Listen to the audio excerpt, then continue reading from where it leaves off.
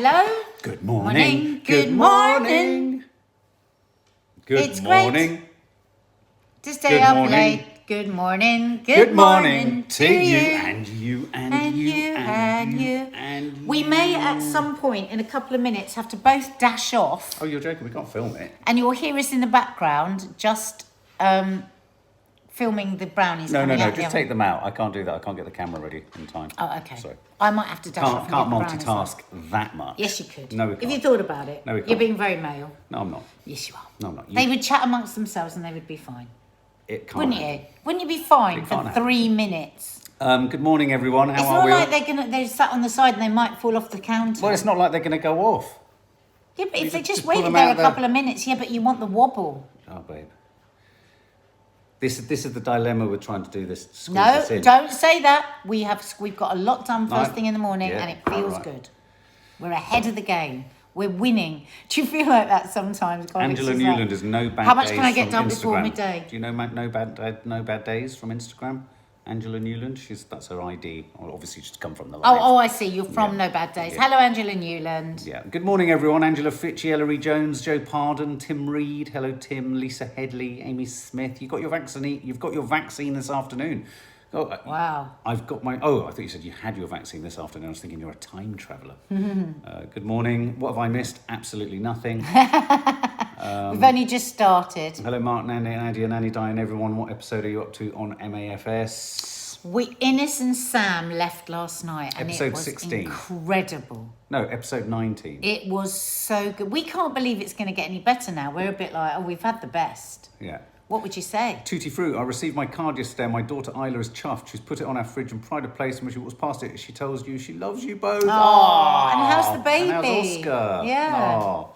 I'm making your peanut butter chicken tonight. Oh, that was delicious from last night. Delicious. And make sure that you don't overcook that chicken because you don't want tough chicken. Welcome, Marie Muir, first time joining today. For those family guests who didn't check it out last night, I flambéed some bananas. He did. He made something called Bananas Foster. Except we didn't have ice cream. I thought it was cans of Foster. I thought about Foster's So lager. banana Fosters are fried. Bananas fried in butter and sugar, brown sugar, and then flambéed in brandy or rum, and then served with vanilla ice cream. It was a 999 waiting to happen, says Skyly. It was. Just a couple of very quick housekeeping. Can we say a quick belated happy birthday to Cloudy Palms? Happy birthday to you. I think it was yesterday. Happy birthday to you. Happy birthday, dear Cloudy Palms. I love that Happy birthday to you. Gerard. Leggy Blonde said it gets so much better. Yes, that's what I've heard. How? How now Innes and Sam have gone? I know, exactly. Well, these other people, these other couples are coming in. They must mix them up and they must all do stuff together, mustn't they? Don't you think? It's so exciting. My Over 50 Fashion Life, we will be singing to you at the end because I believe you didn't get your song. So those observant... Yes, Mandy Wilson, I am on the circle. Oh. Those observant headline title reading individuals like Drew Haler, not a fan of the summer school. I work in a school and we have worked all the way through this pandemic and us staff need a break. Also, I'm getting my vaccine next Friday. I'm so nervous. I want to just quickly read. I want to read. That's going to be your muffins. I'm going to muffins. Not muffins. What are they? Brownies. Massive. I'm going to read. I'm going to read something out to kind of kick us off on something to do with Boris Johnson and the roadmap. When does the circle start, Nads? At the moment, March the 9th, but March that 9th. might change. What, depending on social distancing and everything? I don't know why. Maybe if the schools don't go back. I think we'll find out today. March the 9th. One of the dogs is making a strange noise. Toffee's becoming an accordion, so when you sort of hug her, she goes, It's really weird, isn't it, Toffs? I carry her to the car now. She goes, So summer school, we're going to be talking about summer school. Paula, another ageing art student. That's a great name. Where are you? You've flown up and I cannot find you. I cannot find you. Drew Haler, there. I've lost you. Sorry, Paula. Right, I just want to read this to you. This is in The Independent today and I want Nadia's input and I want your input, guys. In the past, so this is an article in The Independent. It's an opinion piece, okay? So in terms of if we ask who, it's a journalist in The Independent. In the past 24 hours, it's been regularly claimed that finally Boris Johnson has got the message. He embraced the virtues of caution, the only virtue to which the virus has no response. He's stopped over-promising and under-delivering. No more torture induced by way of false hope. Now, we've been of the opinion that he has launched, I think, what felt like a reasonable roadmap. But it's interesting when you read something like this and you stop, because I think we all want to believe it's all changing and it's all happening. And then this journalist goes on to say, except that he hasn't, has he? No other country in the world, to the best of my knowledge, is sending millions of school children back to the classroom. Hang on. Back to, and this was the sentence that got me. So millions of school children back to the classroom on a single day, from where they will return each day to homes full of millions of unvaccinated adults who will remain that way for months and months to come, coupled with the vaccination programme has hit a bit of a little road bump in terms of numbers today and yesterday. These are the same conditions in which the Kent variant came into being, with its potential to derail the vaccination programme. The R rate going above 1, that's priced in as close to a certainty in the coming weeks. What? Discuss. Class, well, this discuss. is what I bloody said. Why are they all... Everything else, we've got this wonderful 5-week period where we can look back at the data and see how things might be getting out of hand, except with schools. First, to go back, you open the schools, you open up... I've got such a bad feeling about it. Josh Park says, quite bluntly, 99.5% survival rate.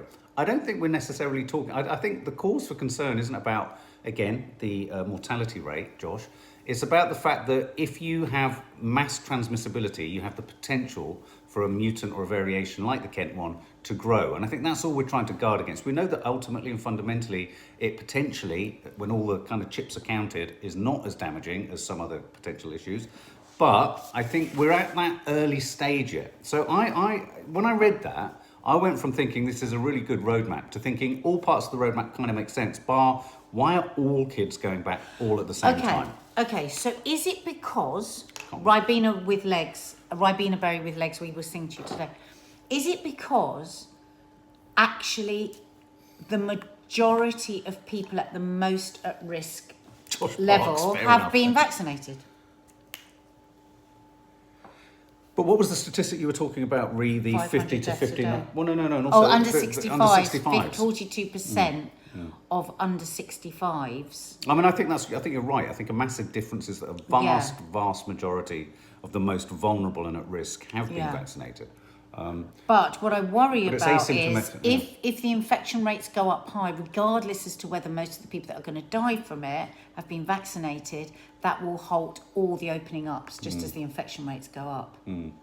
But why would Whitty... I mean, it seems that Whitty and Vallance have a bit more say at the minute, because... So wouldn't they have said, absolutely, schools can't go back? Wouldn't you have said that? They can't change government policy. And they're not but wouldn't they have begged and pleaded? And if they had, wouldn't he have had to have listened because of the I don't know why. I suppose it's the only part of the whole road map. I think he was wrong in that he didn't give us the detail as to why that was going to be okay. That's what was missing from that speech. Yeah. He should have said, this may sound odd, because we have got this, But let's not forget, this is coming from a Prime Minister who allowed everyone to go to school for a day and then decided to close it all down the day after. I want to think it's going to be all okay. Yeah. Why not start with the youngest children? I mean, that's my feeling. That's what they're doing in the other nations, aren't they? My feeling is not that you stop, you don't extend it indefinitely, but you have, I don't understand why in tandem with the sort of unlocking of society and business, there isn't a similar unlocking. Hannah Hornby, I am a teacher. I'm worried about the well-being of the children in my class. They need to get back to school without opening. There will be a catastrophic effect on disadvantaged kids. Oh, absolutely, we agree. I mean, no one at any point in the entire crisis has said that not going to school is the preferable option. And we recognise that there are vast numbers of disadvantaged children that are struggling. But what we don't want is that the infection rate goes up so high that those disadvantaged children are locked out of school completely again for a massive lockdown. Exactly. Which would be worse. It's 6 of one and half a dozen of the other, isn't it? I also really hope coming out of this crisis that teachers and schools we can start to question whether teachers and schools should be the sort of almost the first and sometimes final gauge of social welfare. They're going to most children should be going to school to learn, not to be just simply kept safe. That really is one of my, biggest things. I think we have to pump a lot. We're going to have to pump a lot more money into social welfare and social care because, at the end of the day, yes, of course, it's really important, the service that schools do in terms of the social welfare of children, but that actually isn't what their principal role is. It's become it because out of a needs-must situation. Weeb, I don't understand it though. If you have the vaccine, you still catch and transmit the infection. It makes no sense. Well, they just don't know what the levels of you catch it, but you don't die of it, and you just might be a bit unwell. But they just don't know. It's starting to look good, the transmission, isn't it? Oh, good, the we're transmission rate is hopeful that but until they know for sure, they can't risk it. If we don't, who will, unfortunately? Yeah, Hannah, again, as I say, it's not about not doing it, but I think what I hope out of these crises, this is why I think a ping to normality is sometimes a bad phrase, because if you ping to normality, it means you don't analyse what you've learned, what we've discovered. Oh, right, this didn't work, that didn't work. Oh, this about society isn't working as well as it could. And I think, you have to come out of these crises. And I'd like to hope that there are people looking into, where do we need to have a more robust system of checks and balances? Of course, it's all about funding. It's all about all these kind of things at a time when there's going to be absolutely no money for it. But, it's like with mental health care.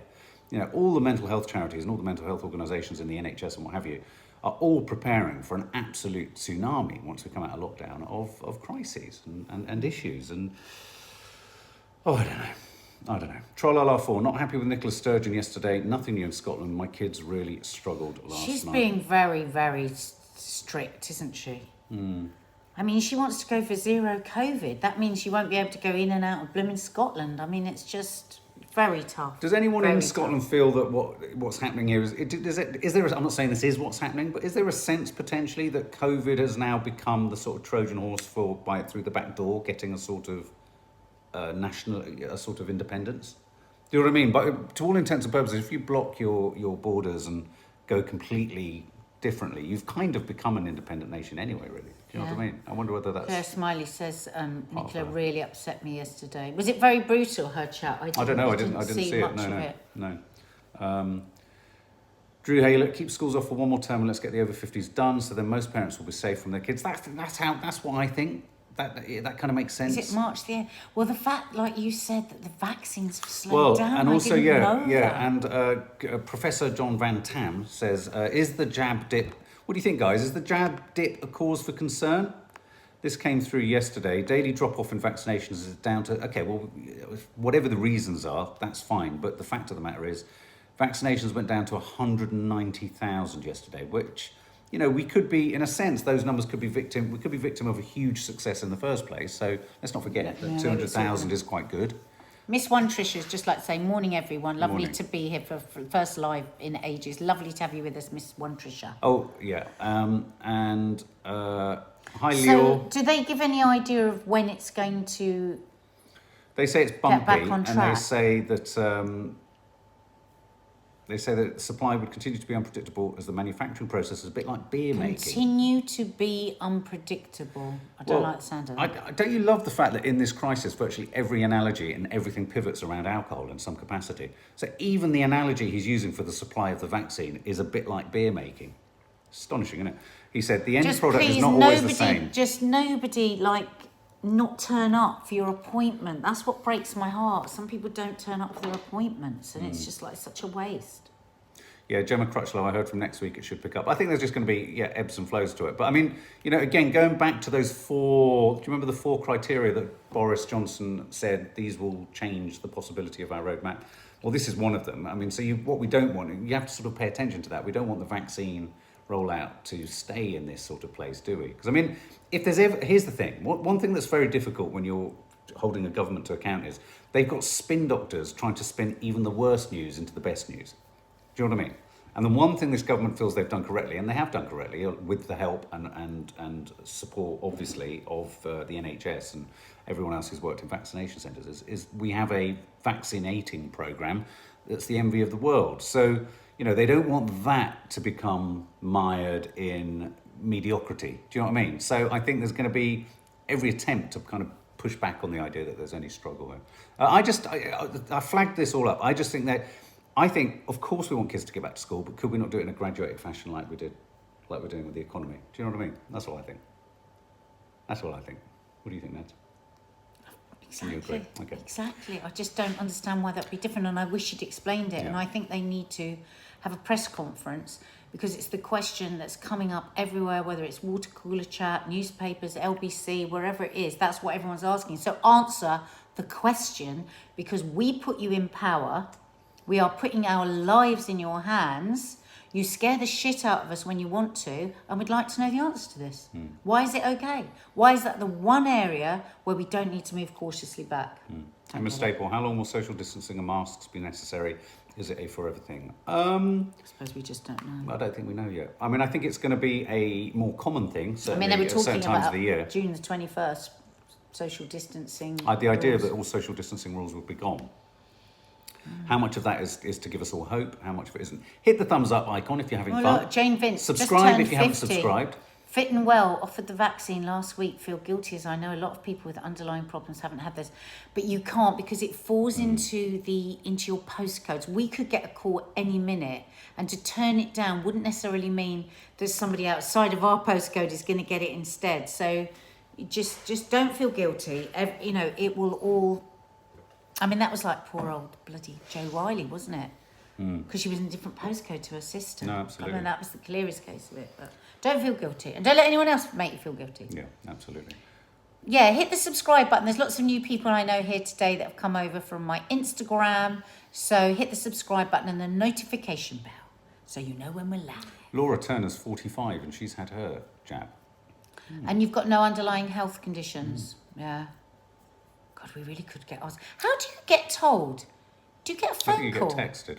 You know, they're I'm thinking. worried if I get a phone call and I don't pick it up. You know, they're thinking of change. You know, the app, the kind of test and trace app that we all got, the NHS app that we all got on our phones. They're thinking of retrofitting that into becoming the vaccine passport tool.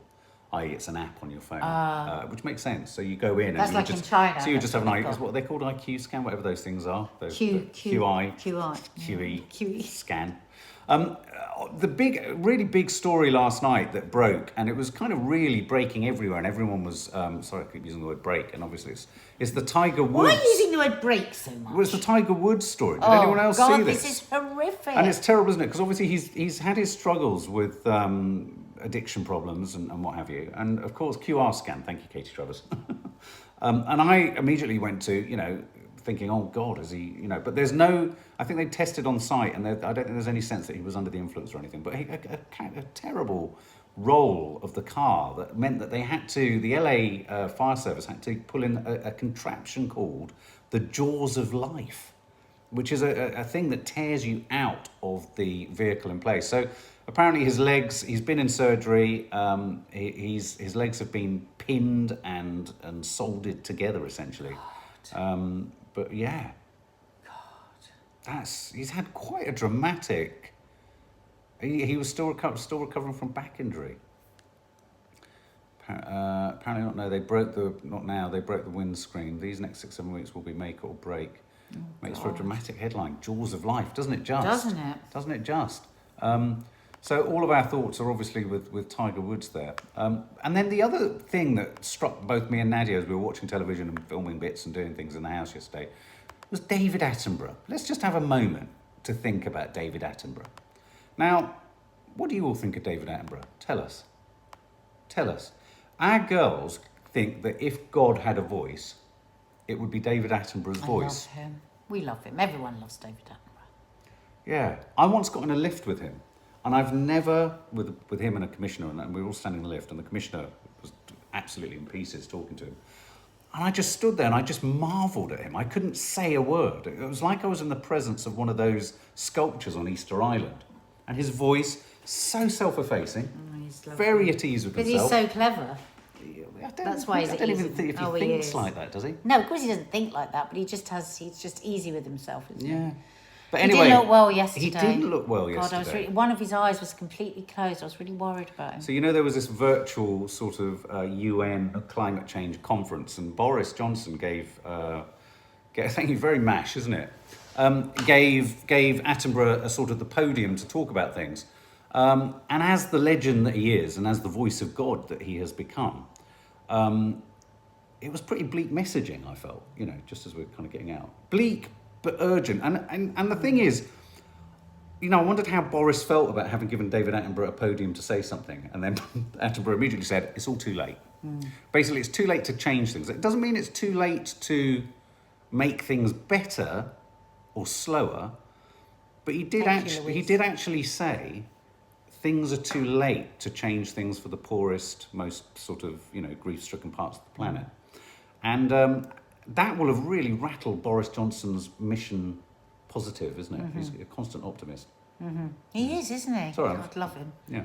So I'm just reading Jabbering lots of messages. I'm just reading.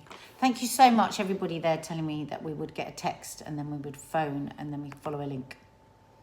Because I don't pick up numbers I don't know, and I suddenly thought, oh my God, what if it's the doctor? So what do you think about all of that with David Attenborough? I was a bit, I love David Attenborough. I think he can do no wrong, but I think he could have got angrier earlier because I think he had enormous power. I think if he'd held the hand of Greta Thunberg, then everyone would have listened to Greta Thunberg as well. People got so angry with Greta because she was young and because she's angry and because she's driven. And how angry people got. People hate her, and I don't understand it. Because she's saying things that people don't want to hear. Don't get on a plane. We don't want to hear that because we want to go on holiday. And I think he could have. I think he could have really helped that movement. But what do you think about the merits of him going on the world stage yesterday and saying it's all too late? Is it about should we? If that's a statement, hang on. If that's a statement of fact, you're a positive person. You're a cup half full person, as I think Boris Johnson is. Is that demotivating? Or is it crucial to know if it's true? I think it's a real problem with the messaging around Save the Planet, in that it's so depressing, it's so dire. I mean, the seas now are the glaciers are melting at such a speed, that was all over the news yesterday, that people do tend to think, well, there's nothing I can do. How, you see these documentaries with the oceans just overwhelmed with plastic, and you've got, really earnest, well-meaning presenters standing there saying, there's nothing we can do. And that message has got through because people want that message, because people don't want to take action, they don't want to change their lives, because life is pretty good. Flying around wherever you want, buying whatever you want, but do you think there's a willful desire not to know, certainly in the richer nations? I think it's a PR nightmare to get the urgency across. But at the same time, you've got to make people believe that we've still got time to do something. It's Only Me has an interesting point. If he'd got angry earlier, they would have labelled him mad, like Prince Charles. And I think it's a really important thing you say. It's only okay, maybe anger was the wrong word. But I know what you're saying. You felt that he could have supported the galvanised opinion. Yeah. But I do think it's interesting, isn't it, that essentially Prince Charles has been characterised as a madman who talks to plants in the garden because he cares about nature. Oh, I know. It's so unfair. And the amount of times we laugh at the fact that he talks to his plants. It's terrible. And no one would suggest the same with David Attenborough. So it's like our friend Rachel, who is, a real climate change warrior. When we were first reeling with the pandemic and terrified, she said, "Why are you terrified about this? This is nothing compared to what's going on with the planet." And do you remember at that time it depressed us so much? Oh yeah, no. Well, I mean, it's not a leading question, but I mean, Lee Peart, lovely Lee. He emphasised that although it's too late to get back to the climate we once had, it's not too late to stabilise to a sustainable new climate. And that's my point, exactly. Yeah. It's about focusing on what we can do rather than what we haven't done and what we can't reverse. But at the same time, I do think it's really, I think there's a key question here. You often characterise me as just being bleak, and I think you can be too much of one thing and too much of the other. But sometimes I think as humans, we have to be prepared to listen to facts, and we have to be prepared to listen to some uncomfortable facts. Yeah. And I think it's weird around climate change. We seem to feel that there are options in this. There were no options in COVID, and we all kind of pretty much, the majority of us signed up to, okay, there's an inflexibility to the way we have to deal with this. Do you remember that famous line we loved in lockdown? It was said, if only the climate change warriors could use the same PR company as COVID did, because COVID, everything happened that needed to happen for climate change. The planes came down. All cars.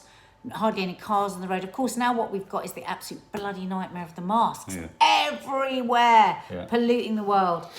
Well, Wonder Woman, it's a So- really good question. Has being in lockdown helped the environment? On some levels, we've had the lowest carbon emissions we've recorded. And then in other, I glaze over when I read these reports. Then every now and then you see in Staying the at press, home, Drew. there are all sorts of reports saying actually the world has got warmer because of it. Because Yeah, I saw that. Did you I see thought, I that? don't even want to know that because now I'm so confused. I don't know what I've got to do. It's like for every bit of, and I tell you what, I do genuinely think we are in, it's like when you study history and you go through like the Dark Ages, the Medieval Ages, the Victorian and all that sort of stuff. And then you've got the Industrial Revolution, the Tech Revolution, which we're definitely in at the moment. I also think we're in the age of, like science is like a religion. And it's like there are so many different strands to it now. You can use science to confirm whatever fucking point you want, and it drives me mad, and I'm sick of it, and I'm really fed up now.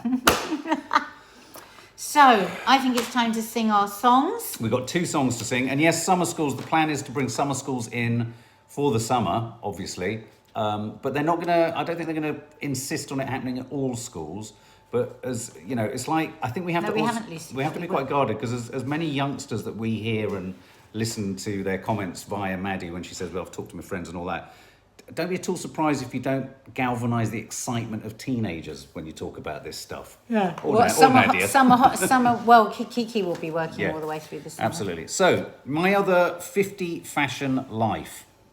Is that my Welcome. Other, was that my other 50 fashion? Sorry, I just want to make sure I've got your name correct. Sorry, just 1 second. Yeah. My other 50 Yeah, fashion no, life, no. I that's made a it. note because you left a note the other day, and I was trying to my over 50 fashion life. Did I write that? Yeah. My other. I put my over 50 fashion life. Take it away. Okay. My over 50 fashion life, my over 50 fashion life. Welcome to the family guest area. Ooh. Ribena berry with legs. Ribena berry with legs. Oh, welcome, berry with welcome, legs. welcome, welcome. She Ribena doesn't berry like with any legs. There you go. So, guys, what is happening on the channel today? Oh, we're meeting one of the guests. Oh, one we of the are, but that family won't be going out guests. today. No, There's a but we are vlog. meeting somebody. We are. 7 of Absolutely. you guys who won the competition for our book competition. So we're having a little Zoom meeting with her tonight. If you're watching, we're looking forward to meeting you. Emma, I think it is. Yes. Is that right, Emma? So we look forward to seeing you later. There was a lovely, Yes, Emma's lovely. mine is. Is it Emma Staples says, is anyone else's brain hurting from the disasters in the world? Yes. Go and do some art or crafting. Get away from it all. There is a vlog up, and you will see one of our other lovely competition winners, Sophie Ensor, is in there with her dog Mora. And so yeah, go and enjoy the vlog, and we will see you later. What day is it today? Wednesday. We're going to work out when the members live is. Nanny Di is heading over today after a blood test. I saw lots of you talking to her about that earlier today, and yeah, we'll see you later. See Bye, you later. guys. See you later.